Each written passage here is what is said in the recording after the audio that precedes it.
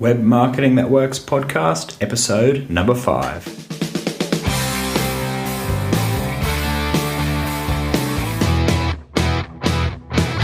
Welcome to the Web Marketing That Works podcast. Come behind the scenes of real-life marketing experiments and listen in as amazing guests confess the truth about what really works. Now, here are your hosts, Adam Franklin and Toby Jenkins. Hey listeners, it's Adam Franklin from the Web Marketing That Works podcast, and I'm here with my co-host Toby Jenkins. How you doing, Tobes? Good, ads. Good stuff. Well, this is the show for people who love marketing on the web. We'll take you behind the scenes of real-life marketing experiments. We'll share the good, the bad, and the ugly. We'll confess what's failed, and we'll reveal the truth about what really works. Yeah, this show is brought to you by our new book, Web Marketing That Works, and specifically the bonus templates that go with it. So if you're keen to download the bonus 33 free templates that come with the book, duck over to our website, bluewiremedia.com.au/book. Now, ads, what are we exploring in this show? Well, today's going to be a bit of an SEO edition. We're going to look at some of the mistakes we made in the early days, and then what we did to change that, but then also what we learned, because we made a couple of changes which were great. We were visible on search engines, but it wasn't really bringing us the customers that we wanted. So we tweaked it again, and that was really where we discovered the SEO techniques and the SEO strategies, I should say, that actually worked best for us. Yeah, sure. Okay, well, let's get started. Sounds good to me. Okay, so ads. Today we're really exploring search engine optimization, or SEO, and there's a couple of stories from our own SEO journey that we share in the book, Web Marketing That Works. One in particular I'd really like to sort of dive into with you today, and that was sort of our journey from being unfindable on Google, which is quite embarrassing, to being number one, and then realizing that number one ranking wasn't actually getting us the clients we're after. So could you just introduce and talk us through the sort of journey behind that? Yeah, sure, Tobes. Well, let's go right back to the early days. So we're talking 2005, 2006, when we were kicking off our own business, Blue Wire Media, and we had a website, but really we were totally unfindable on Google. If you typed in web design or web strategy or web marketing, nowhere to be found, not even on the first 10 pages. And yeah, as you say, it was embarrassing. But the truth of the matter was, we really didn't understand how Google worked, and we didn't understand how search engine optimization worked. And we just kind of buried our head in the sand and said, we've got an email list, so that's better anyway. And we've got good word of mouth. So, we don't really need to worry about this whole search engine thing. Yeah. So what was the sort of trigger to making search engine optimization a priority for us? Well, it was really the credibility factor in the early days, because, if we're a web strategy company in the day, if people typed in Web Strategy Brisbane or Web Design Brisbane and they couldn't find us, then I found it very difficult to say that we were an authority in this subject and that we actually knew what we were talking about. So it stemmed from embarrassment and wanting to actually practice what we preach and demonstrate our expertise. Yep, and that's actually a really interesting point, that authority and demonstrating authority. How important do you think a Google ranking is in terms of your perceived authority on a particular topic? I think it's huge. I think, people look at that first page of Google results. Nobody ever goes to page 2. That's obviously a slight exaggeration, but for all intents and purposes, nobody goes to page 2. In fact, people rarely look down the first 3. And there's this perception that if you're in the first 3 listings, or if you're number 1, then you're the best, or you're the most reputable company to be doing business with in this particular instance, or the most authoritative source on this particular topic. Now, it doesn't matter if you're a one-man band or a 1,000-person corporation. If you're number 1 on Google, people perceive you to be the best. And there's good reason for that too, because Google has lots of smart engineers working on this algorithm that its job is it's designed to actually deliver the most relevant results for the user.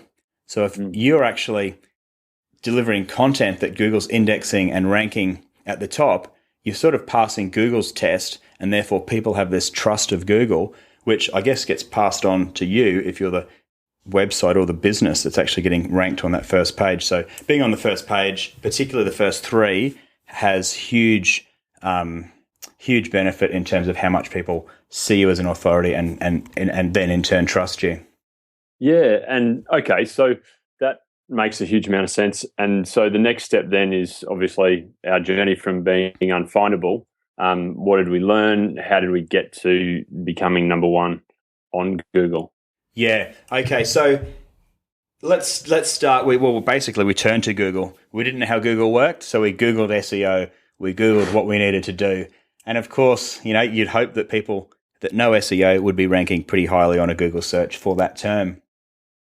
And there was this one ebook that kept, being referred to and mentioned, and it was called SEO Secrets by a fellow Aussie called Glenn Murray.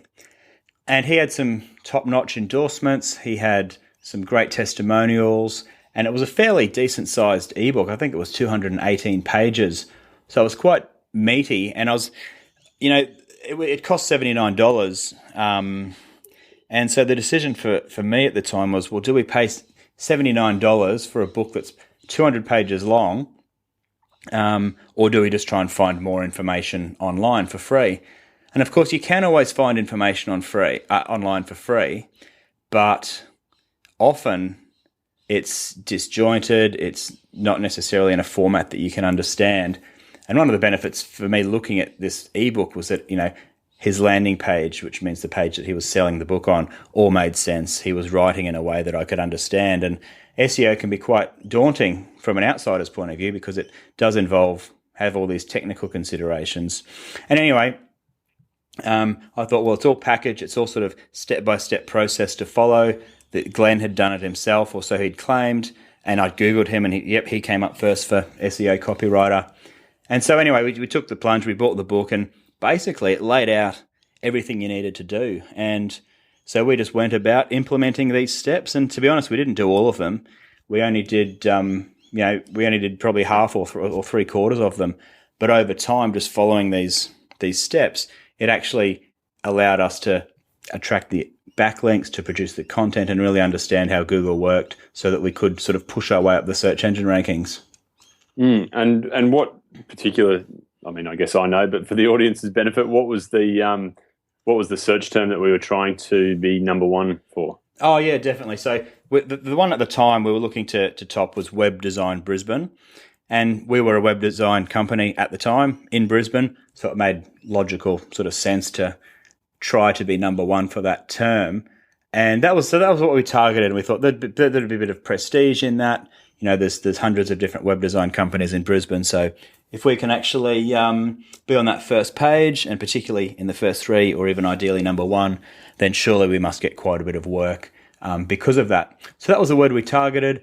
And in short, Google, what I learned from Glenn's ebook, and also we had an SEO partner called Reload Media. They were also quite influential in what they taught us about SEO, but they would never actually do it for their partners, because then it would be like playing favorites if they did a better job for one web design company as opposed to another.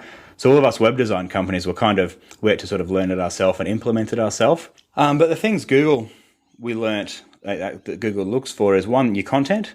So, it's got to match up to what people are searching for. So if people are searching for, how to trim their lawn hedges, then that's what you need content for. They might not necessarily be looking for a gardener. They're just looking to solve their immediate problem.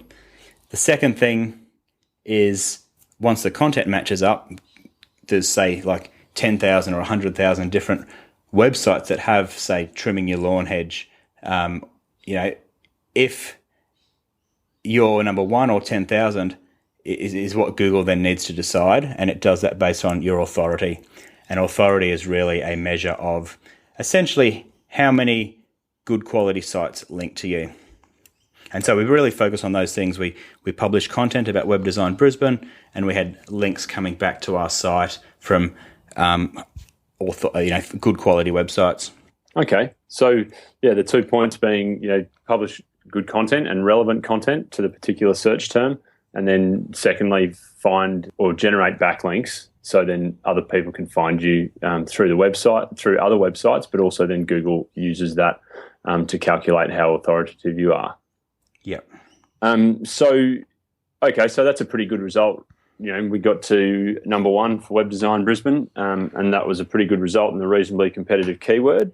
And so that's a good piece of the puzzle, having been ugly and completely unfindable earlier. So we made it good, and then what was the sort of next realization in terms of our search engine optimization journey?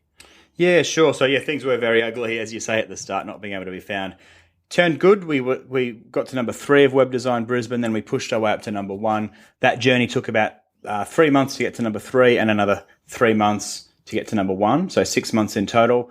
But the challenge was we were getting more inquiries, but they weren't the sort of customers that we wanted. They were essentially tire kickers. So a tire kicker is just somebody who's basically shopping around on price, and we'd get these inquiries saying, well, how much is it going to cost me to do a 5-page website? And that was always a challenge because they weren't the sort of clients that were wanting the strategic piece, which is what we specialized in at the time, was web strategy and understanding that what you do on the web is more than just what happens on your website, and there does need to be a strategic approach in terms of understanding who your buyers are and how you can help solve their problems and how you can, publish content on an ongoing basis. But really the sort of people we were attracting just wanted a website that they could stick up for cheap and just set and forget, and that was it. So we had this challenge that, yes, we were number 1, but where were these good quality clients that we wanted to be working with? We didn't know, and they certainly weren't finding us through Web Design Brisbane. Yeah, that's a bit of an irony, isn't it? We went back to consider what our customers were actually looking for, and our great customers, and we, I guess, discovered, our renewed focus, which was what exactly?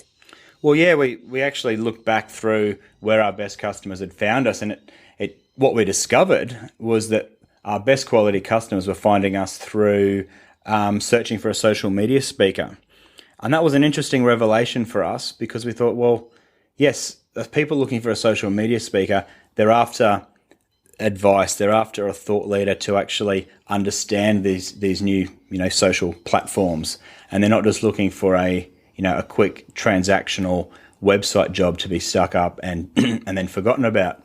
And so the thing with these clients that were finding us through the search term social media speaker, they were getting us actually in to come and present to their team or to come and present at their conferences.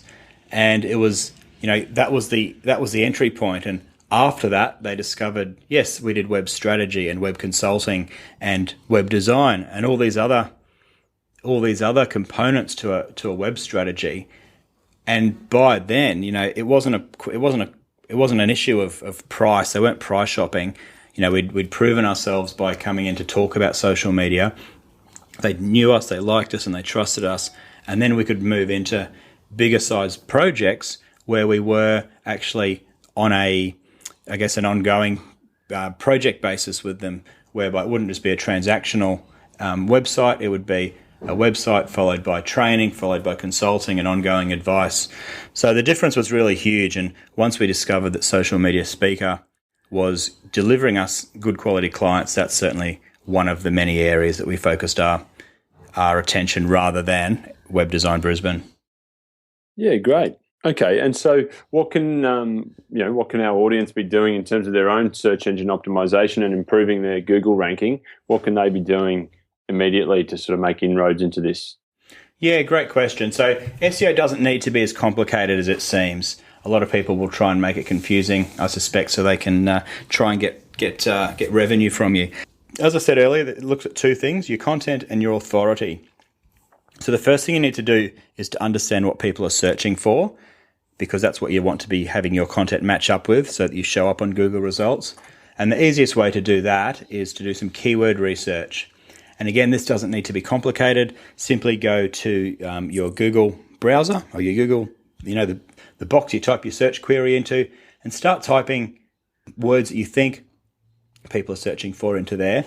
And it will actually auto-populate with with suggestions, and that feature is called Google Instant. So it's kind of not reading your mind, but it's making predictions about what you're going to type based on its data of people who have actually searched for these terms before.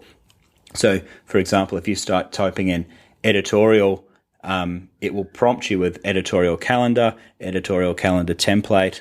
And so what Google's telling you is that these are the keyword phrases that people have already typed in and have searched for before. So it's telling you what are some popular search phrases. So that's the first step, is to do some keyword research like that. The second one is to actually then take those keywords and put them into a program called Ubersuggest. Because what Google will tell you is basically the keyword, like a 2 or 3 word keyword phrase.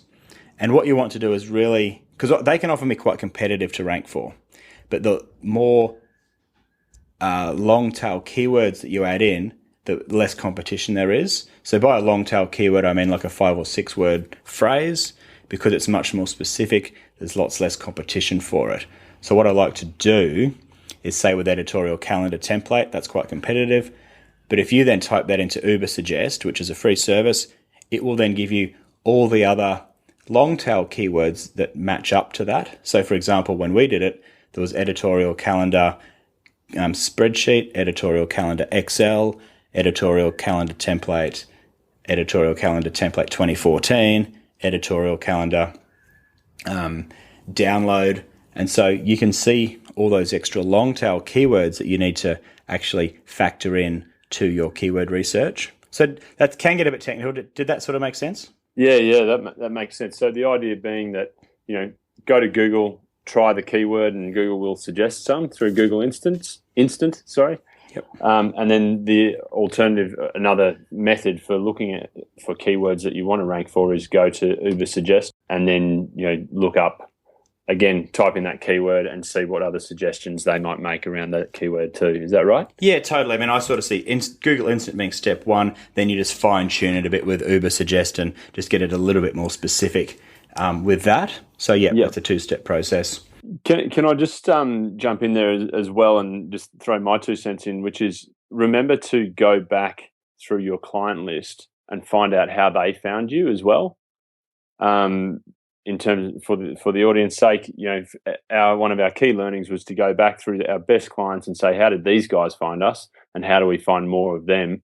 And that was what led us to social media speaker as being a keyword that we really wanted to rank for, as a way of finding how people are finding you and your best clients are finding you. Yeah, that's a great point, Toby. You really need to be understanding what your clients are searching for to find you in the first place. And your Google Analytics can often tell you that, but one of the simplest ways is ask your clients, what was it you searched for when you found us? And the sooner you can be doing that in your client engagement process, the better. And so the second phase, once you've done your keyword research, is really to actually do your on-page SEO, which is a way of saying what words do you put on your page. So you build the page that you want to rank for example, editorial calendar template. You make sure that all those words that we've just researched are actually on the page. So in the example that I'm talking about, editorial calendar template, you want the word Excel, you want the word spreadsheet, you want the word download, 2014, calendar, all these things that Google and Ubersuggest are telling you that people are searching for. So get all those words onto the page, and then the final piece of the puzzle is to actually do what's called off-page SEO. And that is simply a matter of sharing your content through social networks and getting people to come to your page and ideally link to your page, because Google, the more links you've got coming to your site, the more Google can understand that other people think your content is good, and therefore you're giving Google the signals that you have high authority on this subject matter. And so the more links you've got coming in, and to a certain extent, the more social media shares you've got, the more Google knows to rank you highly for those search phrases. Great. So just to sort of recap then on those 3 SEO points. First up, do your keyword research using Google Instant and Ubersuggest. Then look at your on-page SEO, so using those keywords in the content of the actual page on your website. Then off-page SEO, sharing that content, trying to get people to link back to your website and that particular page, or contribute to an overall Google ranking. Is that a fair summary? Spot on, Tobes. Absolutely spot on. And we've put together what we call an SEO planning template with that process documented on it. It really is quite simple to follow, and once you get into the habit of it, you'll find that you're getting a lot more traffic from Google. And so, listeners, if you're keen to download that template, head over to our website, bluewiremedia.com.au/SEO-planning-template. Or again, just search for SEO planning template and we will show up. Okay, and that will be in the show notes as well, of course, that link, if people are interested in capturing that further. Yep. But, that sounds good, Ads. Was there anything else that you felt we need to cover on SEO for today? No, I think that's a good way to close the show, Tobes. Okay, great. Thanks. Pleasure. So that wraps up our show. Thanks everyone for listening right through to the end. There is one question that we're commonly asked, Ads, and that is, how does a small business starting out, say, compete with the big boys who have really established themselves in search engine rankings? How do they compete with those guys from an SEO standpoint?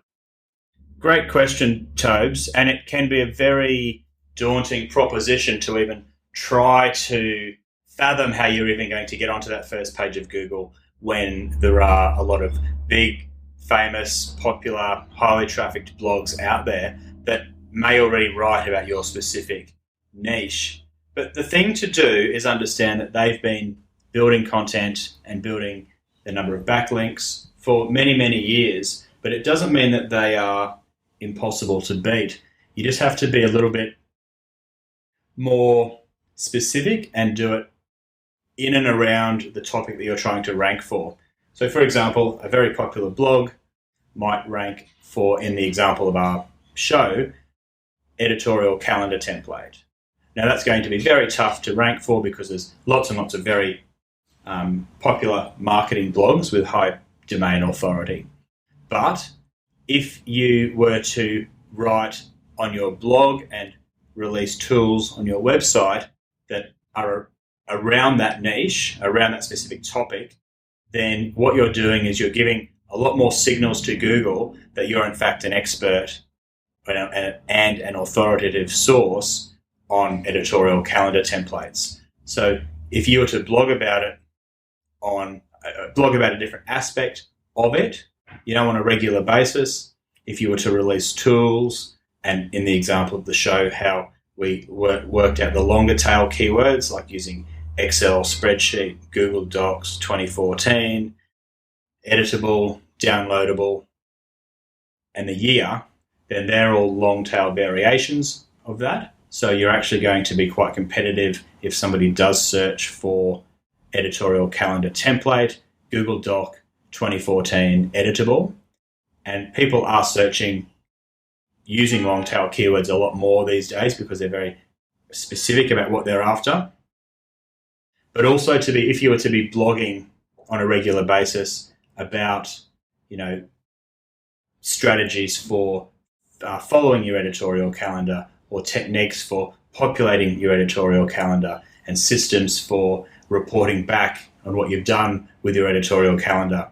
Each time that you blog about something to do with an editorial calendar template or an editorial calendar, you're sending signals to Google that you are an authority on that specific niche. So the more and more you can be creating content on your own website about that, the better. The other great technique for increasing your authority on a certain niche is to collaborate with the influencers in your particular area. So, for example, you might send an email to a lot of the big bloggers in that niche and ask them a one-question survey, and then you may collate all of those answers into a piece of content that you publish on your own blog. Now, the benefit of that is that hopefully some of those influencers may link to you or may share you on social networks. But again, it's more and more content around that niche which sends the right signals to Google that you are an authority on that area. Does that make sense?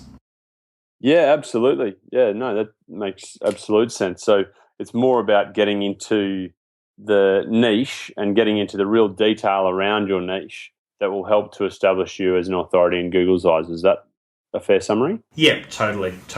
Yeah. So it is possible to compete with the bigger blogs. Just really get specific and get detailed around the areas that you want to rank for. So as always, the show is brought to you by Web Marketing That Works, our new book, and specifically the bonus 33 free templates that go with it. So jump on over to bluewiremedia.com.au/book. The intent, as always, is to deliver actionable advice for you, the listener, and so your feedback and your questions are really welcome. So please let us know via email or Twitter. My email address is toby.jenkins@bluewiremedia.com.au or on Twitter @Toby_Jenkins. And mine is adam.franklin@bluewiremedia.com.au and Franklin_Adam on Twitter. If you enjoyed the show, we would love it if you left an honest review on iTunes. We will aim to give you a shout out and hopefully a backlink to everybody that gives us a 5-star review. Thanks again for listening, and we'll see you next time. Thanks very much, everyone.